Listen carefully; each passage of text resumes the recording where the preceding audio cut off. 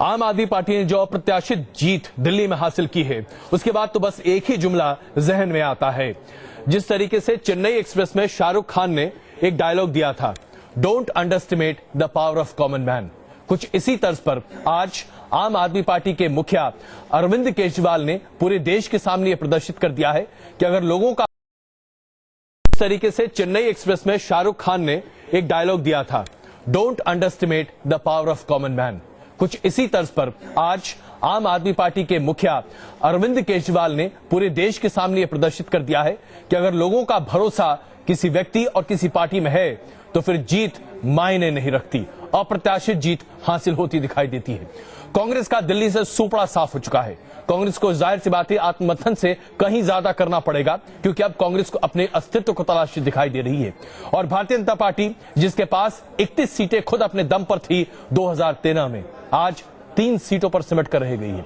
अगर vote percentage की बात करें तो शायद 1% की कमी आई है 2013 और अब में, लेकिन बात जो निकल कर आ रही है वो ये कि अगर जनता चाहे तो आपको आसमान पर चढ़ाए और अगर ना चाहे तो शायद जमीन पर भी जगह न दे। आइए आपको दिखाते हैं एक छोटी रिपोर्ट, जिसके आधार पर आप समझ सकेंगे कि दिल्ली का यह परिणाम न सिर्फ दिल्ली के लिए महत्वपूर्ण है, बल्कि देश की राजनीति को एक नई दिशा और दशा भी देता है। It's very scary, जितना बड़ा बहुमत दिल्ली की जनता ने हमें दिया है। दिल्ली में महाजीत के बाद केजरीवाल जनता की उम्मीदों से डरे हुए हैं, तो बीजेपी अपना विजय रथ रुकने से सहमी है। दिल्ली के इतिहास में ऐसा पहली बार हुआ जब बीजेपी 3 सीटों पर सिमट कर रह गई। आखिर ऐसा क्यों हुआ और क्या है इसकी वजह? माना जा रहा है कि बीजेपी की तरफ से सीएम उम्मीदवार में देरी इसकी बड़ी वजह साबित हुई, जबकि केजरीवाल का नेतृत्व तय था। दूसरी वजह, किरण बेदी की कार्यशैली पर सवाल भी उठाए गए, जबकि केजरीवाल पर कोई सवाल नहीं उठा। इस बार बीजेपी ने चुनाव में मैनिफेस्टो भी जारी नहीं किया, जबकि केजरीवाल की पार्टी ने 70 मुद्दों पर मैनिफेस्टो दिया। इस चुनाव के नतीजे से साबित है कि मोदी के 8 महीने के कामकाज पर, जबकि केजरीवाल के 49 दिनों के काम पर दिल्ली की जनता ने भरोसा जताया। बिजली पानी के मुद्दे पर आपकी टक्कर जैसा कोई वादा भी बीजेपी नहीं कर पाई, जबकि बिजली पानी और वाईफाई जैसे लोकलुभावन वादे आपके मैनिफेस्टो में शामिल किए गए थे। इतना ही नहीं, केजरीवाल पर बीजेपी की तरफ से लगातार व्यक्तिगत हमले किए गए, जबकि केजरीवाल ने मुद्दों पर बहस करने का लगातार चैलेंज किया। बीजेपी के चुनाव प्रचार में प्रधानमंत्री से लेकर मंत्री और सांसदों तक कूद पड़े और इसी वजह से केजरीवाल को जनता की सहानुभूति मिली। बीजेपी ने रैलियों और भाषणों पर खासा जोर दिया, जबकि केजरीवाल की party door to door campaign पर जोर देती रही। माना जा रहा है कि दिल्ली में चुनाव कराने में हुई देरी से बीजेपी को इसका नुकसान हुआ और इसी वजह से केजरीवाल को वापसी करने का मौका मिला। बीजेपी की तरफ से केजरीवाल को भगोड़ा कहा गया, जबकि कुर्सी छोड़ने के लिए केजरीवाल लगातार माफी मांगते रहे और लगता है इसी माफी पर दिल्ली की जनता ने मोहर लगा दी। दिल्ली के लोगों ने वाकई कमाल कर दिया। ये लोगों की जीत है, ये सच्चाई की जीत है। बहुत मुश्किल काम है, इसलिए मैं आप लोगों से चुनाव में बीजेपी के निशाने पर केजरीवाल थे, तो केजरीवाल के निशाने पर दिल्ली की जनता और उनके मुद्दे थे। बीजेपी विज्ञापनों और रोज 5 सवालों के जरिए केजरीवाल को निशाना बनाती रही। केजरीवाल ने इस हमले को अपने हक में कर लिया। केजरीवाल ने बहस पर बीजेपी के इनकार को हथियार बना लिया। मंच पर विराजमान बीजेपी मोदी मैजिक के भरोसे रही, लेकिन जनता का मूड भांप नहीं पाई। हमें इसके कारणों में गंभीरता से जाना पड़ेगा। शायद दिल्ली की जनता के मूड को भांपने में हमसे कुछ कमजोरियां हुई हैं, उसके बारे में हमें ईमानदारी से सोचना पड़ेगा। बीजेपी की इस हार का असर भी बड़ा हो सकता है। बिहार, यूपी, बंगाल में चुनाव होने हैं। अब तक मोदी और शाह का नेतृत्व निर्विवाद रहा है। विरोध के लिए विपक्ष के पास मजबूत चेहरे की कमी थी, लेकिन अब दिल्ली के नतीजों से बीजेपी की फिक्र जरूर बढ़ गई होगी। Team news nation. तो आइए आप चर्चा शुरू करते हैं। जाहिर सी बात है आज तमाम पार्टियां ये सोच रही होंगी, आम आदमी पार्टी ये सोच रही होगी कि क्या वाकई में इतनी बड़ी जीत उसे मिल सकती थी। 51 अधिकतम सीटें देती हुई आम आदमी पार्टी खुद अपने आप को दे रही थी, लेकिन 67 सीटें मिल जाना अप्रत्याशित है। भारतीय जनता पार्टी ये सोच रही होगी कि कम से कम 34 सीटों का दावा करने वाली पार्टी आज 3 पर सिमट कर रह गई है। आखिरकार 3 और 4 में 4 कहां रह गया? वाकई में भारतीय जनता पार्टी को इस पर सोचना पड़ेगा। और कांग्रेस जो ये मान रही थी भी कम से कम 7-8 सीटें तो मिल जाएंगी, आज 0 पर आ गई है। अप्रत्याशित इसलिए है कि कांग्रेस को आज तक आजादी के बाद ऐसा कभी नहीं हुआ कि पार्टी की हालत इतनी खराब हो गई हो किसी राज्य में कि 0 पर आकर खड़ी हो जाए। यह स्थिति आज बनती दिखाई दे रही है। चर्चा इस पर शुरू करते हैं। हमारे साथ वरिष्ठ पत्रकार उर्मिलेश जी, एनके सिंह साहब मौजूद हैं और साथ साथ नितिन त्यागी जी आम आदमी पार्टी से हमारे साथ मौजूद हैं और कांग्रेस से मुकेश नायक जी हमारे साथ मौजूद हैं। बीजेपी से 3 जीते प्रत्याशियों में से एक विजेंद्र गुप्ता कुछ ही देर में हमारे साथ जुड़ने वाले हैं। नितिन जी, सबसे पहले मैं आपको धन्यवाद दूंगा और बधाई दूं कि आपने वक्त निकाला, और बधाई इसलिए कि आप इस अप्रत्याशित जीत के साथ आपकी पार्टी जीत कर आई है। लेकिन अब बहुत ही महत्वपूर्ण सवाल यह है कि अगर आपके संयोजक अरविंद केजरीवाल कहते हैं कि घमंड नहीं होना चाहिए, क्या वाकई में आपको लगता है कि इस अप्रत्याशित जीत के बाद घमंड जैसी चीज से आप लोग अपने आप को किनारे कर पाएंगे? बड़ा मुश्किल होता है, रावण भी नहीं कर पाया था। देखिए, घमंड तब होता जब हम इस जीत को ये कहते कि आम आदमी पार्टी की जीत है, इसके नेताओं की जीत है। पर ये जीत सिर्फ और सिर्फ जनता की आशाओं की है, जो आशा उनको उन 49 दिन का आम आदमी पार्टी का काम देख के मिली। उन आशाओं की ये जीत है, ये जीत जनता की है। अगर मैं सोचूं कि नितिन त्यागी लक्ष्मीनगर से जीत गया तो मैं घमंड करने लगूंगा, लेकिन अगर मैं ये मान के चलता हूं, जैसे कि मैं मानता हूं कि लक्ष्मीनगर की जनता ने ये विश्वास हमारी पार्टी में जताया और वे जीत जनता की है, तो ये घमंड नहीं होगा कभी भी। हमेशा अपने आप को सेवक मान के अगर चलेंगे तो घमंड नहीं होगा। नितिन जी, इससे पहले कि मैं कुछ कहता, सिंह साहब ने कहा कि सत्ता का चरित्र है। अब सत्ता का चरित्र ये होता है कि एक आदमी अब 10-12 लाख का सूट पहन लेता है जिसमें खुद अपना नाम खुदवाया हो। यही परेशानी है कि जो है सत्ता हम पाने नहीं आए हैं, हम लोग सत्ता को जनता पे वापस देने के लिए आए हैं।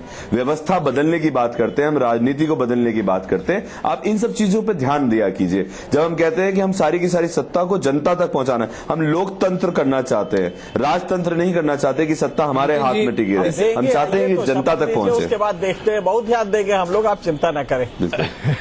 नितिन जी, अब सवाल यहाँ पर यह है कि देखिए, आपके वायदों की फहरिस्त इतनी लंबी है कि वाकई में उसे पूरा कर पाना 5 साल तो क्या, शायद 15 साल भी आसान नहीं है।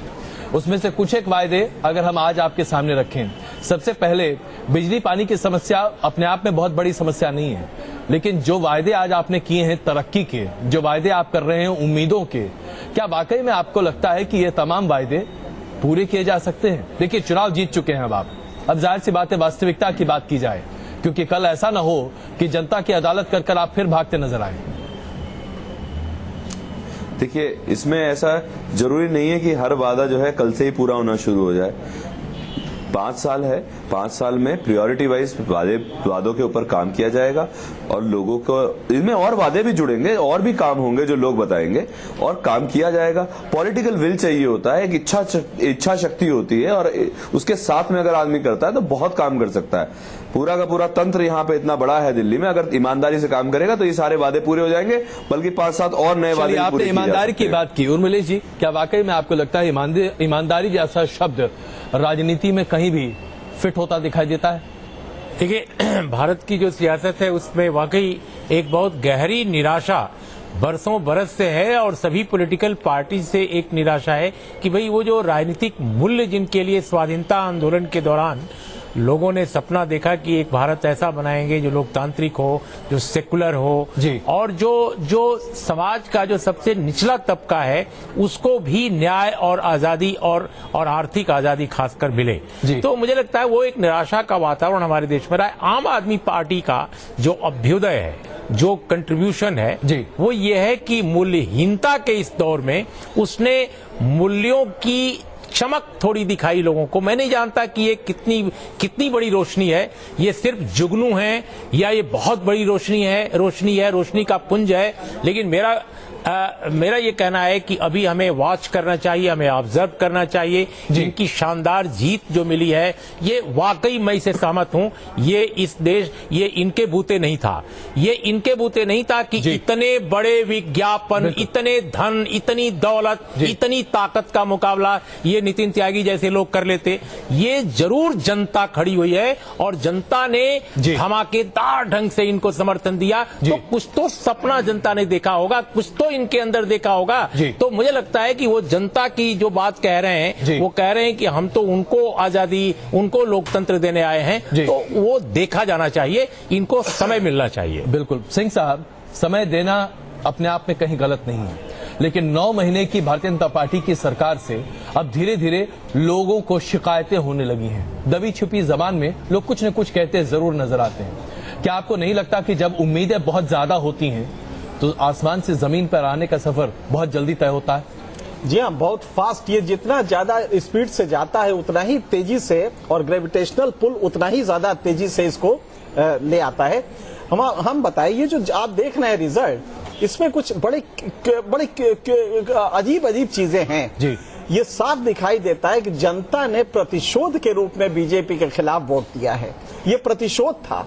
आप अगर देखें हर सीट पे जब एवरेजाइज करें इसको, टोटल जो गेन डिफरेंस है दोनों पार्टियों के बीच में, तो हर सीट पे 28,000 की लीड रही है। बिल्कुल, ये पार्लियामेंट में भी इतनी लीड नहीं होती है, हर सीट पे 28,000 की लीड।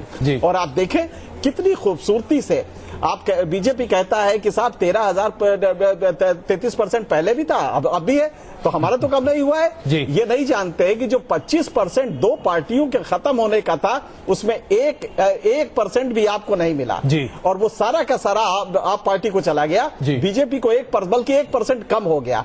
अब आप देखिए, एक नया वेरिएबल जुड़ा, नरेंद्र मोदी जो कि देश के प्रधानमंत्री हैं, और वो जब लोकसभा इलेक्शन में जाते हैं तो तथाकथित सुनामी कहते हैं, मात्र 31% वोट मिले, लेकिन हमने सुनामी कहा, जबकि आज आप पार्टी को 54-55% वोट मिल रहे हैं। हमें हिंदी में कोई शब्द नहीं मिल रहा है, हम कौन सा शब्द इस्तेमाल करें सुनामी के ऊपर। तो आप देखिए कि मोदी जी ने 13% बीजेपी के वोट बढ़ाए। लोगों का गुस्सा इतना था कि एग्जैक्टली वही 13% इस बार कम हो गया। इसका मतलब ये गुस्सा सिर्फ मोदी जी के सरकार पे, गवर्नेंस पे था। जब 10 लाख की सूट पहनेंगे, ओबामा को बराक कहेंगे, दिल्ली को आप वर्ल्ड क्लास सिटी बनाएंगे, उस 7,000 पाने वाले कर्मचारी के सामने जो 60% से ज्यादा दिल्ली में है, तो उसको गुस्सा आएगा। और यही गुस्सा था जो गुस्सा है। बिल्कुल। अब मुकेश जी, आपके जैसे राजनीतिज्ञों के सामने ये सवाल यक्ष प्रश्न बनकर बचा है, क्या कांग्रेस नाम की कोई चीज बची है?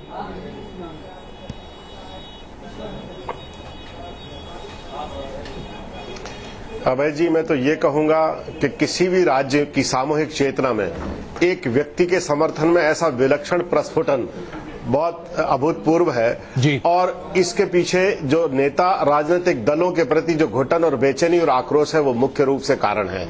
देखिए, कांग्रेस तो पिछले चुनाव में हारने के बाद 1 साल का समय था, इसलिए इस चुनाव में कोई बहुत कांग्रेस की प्रासंगिकता बची नहीं थी, इस लिहाज से कि भाई किस आधार पर हम सरकार बनाते, किस आधार पर लोग हमें वोट देते।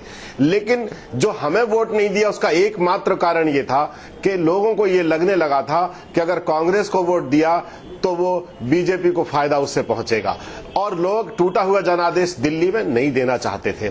और हम इसलिए भी अप्रासंगिक हो गए कि पिछले चुनाव के बाद हमने सरकार बनाने में आम आदमी पार्टी की मदद कर दी। इससे ये संदेश चला गया कि हम जो व्यवस्था विरोधी विकल्प के रूप में हम एक आंदोलन चला सकते थे, एक विचार पैदा कर सकते थे, उससे भी हम वंचित रह गए। तीसरी चीज, जैसे जैसे चुनाव व्यक्ति केंद्रित होता चला गया, यानी जैसे जैसे केजरीवाल पर व्यक्तिगत हमला बीजेपी ने करना शुरू किए, वैसे वैसे उनके प्रति सहानुभूति बढ़ती चली गई, और अंत में वो सहानुभूति इतनी प्रचंड ज्वालाओं में कन्वर्ट हो गई कि दोनों राजनीतिक दलों को उसने ध्वस्त कर दिया। एक सवाल मैं पूछना चाहता हूं, जो अभी एक मान जो आम आदमी पार्टी के सांसद हैं, उन्होंने एक एक्सपर्ट कमेंट आज किया। मुकेश भाई, एक सवाल मेरा है इसी संदर्भ में, क्या आपको लगता है कि कांग्रेस पार्टी के सामने अखिल भारतीय स्तर पर आज न केवल विचार का बल्कि व्यक्तित्व का भी संकट है, नेतृत्व का भी संकट है? विचार और नेतृत्व दोनों के गहरे संकट में फंसी है कांग्रेस पार्टी।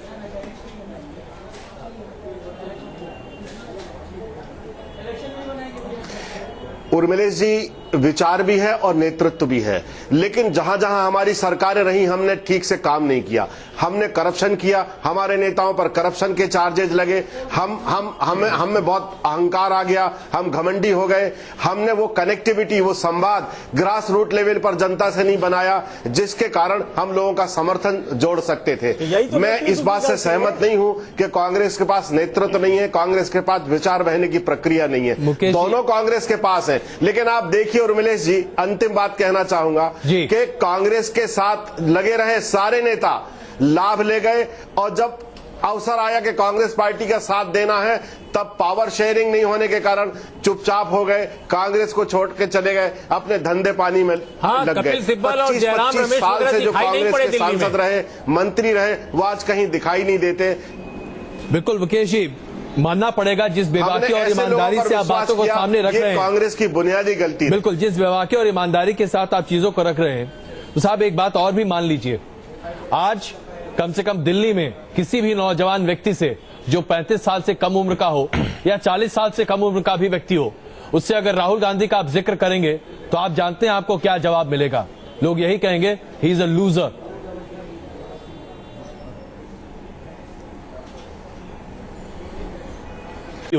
उससे अगर राहुल गांधी का आप जिक्र करेंगे तो आप जानते हैं आपको क्या जवाब मिलेगा।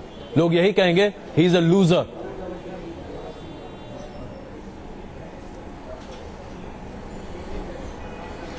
अभय जी, मैं पूरे विश्वास पूर्वक, पूरी दुनिया देखेगी और आपसे भी आगे आने वाले समय में वर्षों हमारा संबंध होगा, हम बात करेंगे। मैं आपसे विश्वास पूर्वक कहता हूं कि राहुल गांधी के अंदर एक स्पार्क है, काम करने की क्षमता है, बहुत निश्चलता और भोलापन है, लेकिन उन्हें ऐसे लोगों की आवश्यकता है जो उनके अंदर कौशल है, जो उनके अंदर क्षमता है, वो देश की जनता के सामने रख सके। ये काम कार्यकर्ताओं का होता है, सलाहकारों का होता है, नेताओं का होता है कि अपने नेता की कनेक्टिविटी, संवाद, विचार बहने की प्रक्रिया, उनके नीति सिद्धांत और कार्यक्रम और नेता का कौशल हम किस तरह से जनता के बीच में रखें, ये पार्टी के कार्यकर्ताओं का काम होता है, सलाहकारों का काम होता है। यहीं पर बात निकल कर आती है, तरह से असफल रहे, बिल्कुल चाटुकारिता करते रहे, करप्शन में जुट गए। मुकेश जी, यहीं पर बात निकल कर आती है। कुछ एक नाम मैं आपके सामने रखता हूं, अगर हो सके तो आप उस पर टिप्पणी करें। जयराम रमेश, कपिल सिब्बल, दिग्विजय सिंह, कनिष्क सिंह, क्या इस तरीके के लोग जब तक पार्टी में रहेंगे, अहमद पटेल, इस तरीके के लोग जब तक पार्टी को केंद्रित अपने हाथ में करते रहेंगे, क्या वाकई में कांग्रेस का कोई भविष्य है?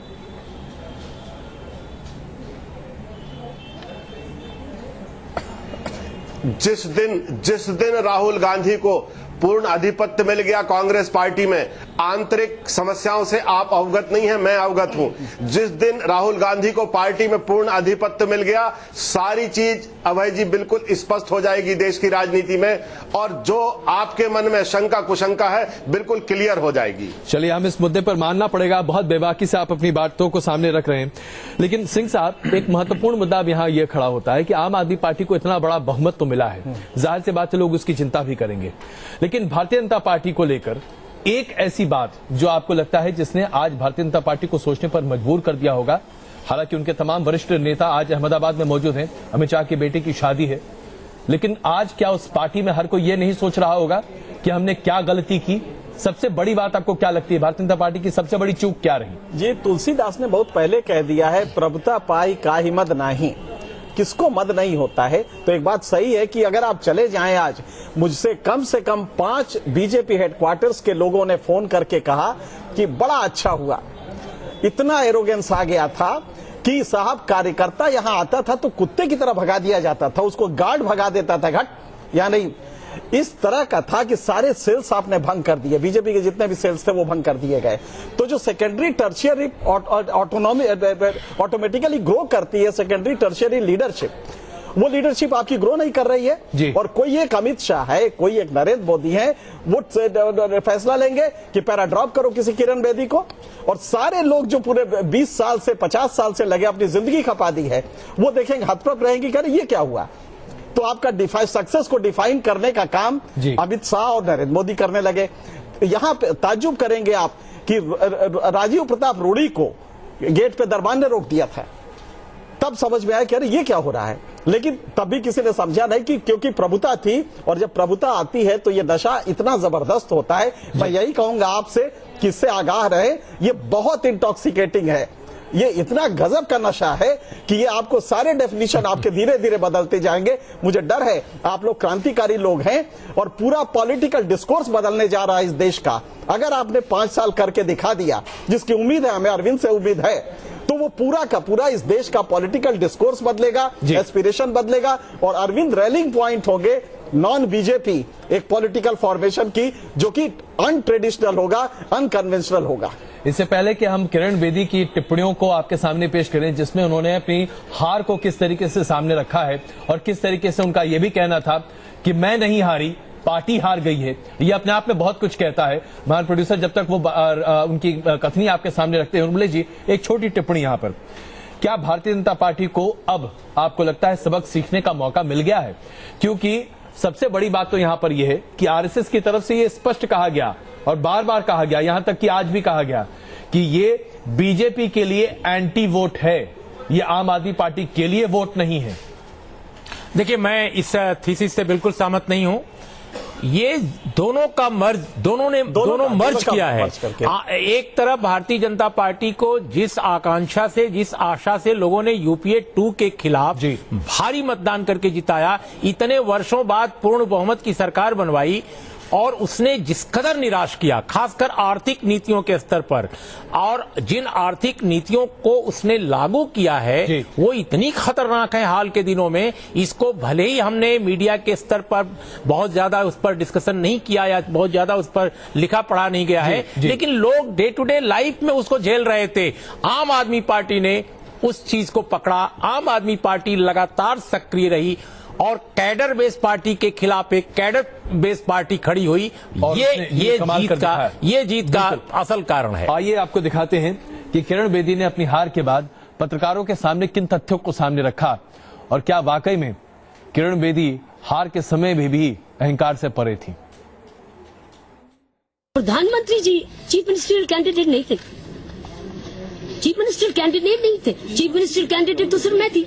इसलिए मैं शुरू से कह रही हूँ कि जिम्मेवारी मैं लूंगी और मैंने ले ली, और इसीलिए पहले से क्षमा मांगी कि मैं क्षमा मांगती हूँ। जिस तरीके का विश्वास आपने मुझ पर डाला, मैं उस विश्वास के काबिल नहीं पड़ता दिल्ली को विकास के साथ जोड़ने के लिए, इसलिए वो दिया गया था। दिल्ली वाला समझे कि ये विकास की तरफ जाना है तो तुरंत भागेंगे, हम भागेंगे तुरंत। जब एक पार्टी का और दूसरी पार्टी का तालमेल होता है तो स्पीड बहुत फास्टर होती है, क्योंकि आप क्या तालमेल बेटर है। मैं उस एंगल से कह रहा हूं। नितिन जी, क्या इस बात को अब आप नोट करते जा रहे हैं? किरण बेदी ने साफ तौर पर कहा कि दो पार्टियों के बीच में जब विरोध परस्पर दौड़ होती है तो विकास की तरफ जब लोग भागते हैं तो पार्टियों को भागने का ज्यादा मौका मिलता है। आप आगे आगे होंगे लेकिन पीछे बीजेपी होगी। किरण बेदी आपकी सहयोगी रही है, आपका पीछा इतना आसानी से छोड़ेंगे नहीं। अच्छी बात है। और देखिए, हमेशा एक दूसरे के ऊपर उंगली, अगर कोई गलती करता है तो उंगली उठाने के लिए कोई होना चाहिए। और हाँ, 3 विधायक हैं इनके, अगर हम कहीं गलती करते हैं, कहीं कुछ रुकता है, विकास की गति धीरे होती है या कुछ गलत होता है दिल्ली में, तो वो तीनों के तीनों विधायक शायद उंगली उठा पाएंगे। और कोशिश यही रहेगी कि बीजेपी जो केंद्र में सरकार है वो पूरा का पूरा समर्थन देगी आम आदमी पार्टी को ढंग से दिल्ली को चलाने में, उसमें कोई अड़ंगा नहीं अड़ाएगी, ये हम मानते हैं। समर्थन 3 व्यक्तियों का आपको किस लिए चाहिए? सिंह साहब, क्या वाकई में समर्थन नहीं बोला मैंने समर्थन नहीं बोला। अगर कहीं हम गलत आलोचना हो तो कम क्या से कम कर पाएंगे बताइए। आलोचना करें वो के बीच में 3 लोग क्या आलोचना कर पाएंगे? नहीं, मैं तो ये सोच रहा हूँ कि बड़ा इंपॉर्टेंट मुद्दा हो, मान लीजिए, और तीनों में से 2 का पेट खराब हो गया हो, एक को फीवर हो गया हो, तो वो हाउस कैसे चलेगा? मैं ये नहीं समझ पा रहा हूँ। मतलब आज तो ये स्थिति है कि अगर 70 में से सारी 70 सीटें आम आदमी पार्टी के पास आ जाती तो कम से कम थोड़ा संतोष तो होता कि कोई ऑपोजिशन नहीं है, यहाँ तो होते हुए भी नहीं है। उर्मिला जी, लेकिन अपने आप में ये स्थिति कितनी विकट है कि विपक्ष होते हुए भी न के बराबर हो, उसकी ना तो कोई बिसात हो, न उसके हाथ में कुछ हो। देखिए, मैं तो निजी तौर पे मानता हूं और मेरा ये ऑब्जर्वेशन है कि डेमोक्रेसी में अपोजिशन इतना कमजोर नहीं होना चाहिए। हालांकि आदरणीय नरेंद्र मोदी जी कांग्रेस मुक्त भारत का नारा उन्होंने दिया था और कांग्रेस मुक्त भारत के नारे पर अभी भी वो काम कर रहे हैं। लेकिन मेरा ये कहना है कि किसी भी लोकतंत्र में अपोजिशन का होना जरूरी है। लेकिन मैं समझता हूं कि अगर पार्टी अपोजिशन में ठीक से नहीं जीत पाई जनता ने उसको पूरी तरह खारिज कर दिया, तो जनता में ही अपोजिशन तैयार होगा। अगर आम आदमी पार्टी कहीं कुछ कमजोर करे, कोई गलत काम करेगी, कुछ ऐसा लगेगा कि वो लोगों के सपने के अनुसार काम नहीं कर रही, तो लोग खड़े होंगे, मीडिया भी थोड़ा बहुत खड़ा होगा जितना खड़ा होता है।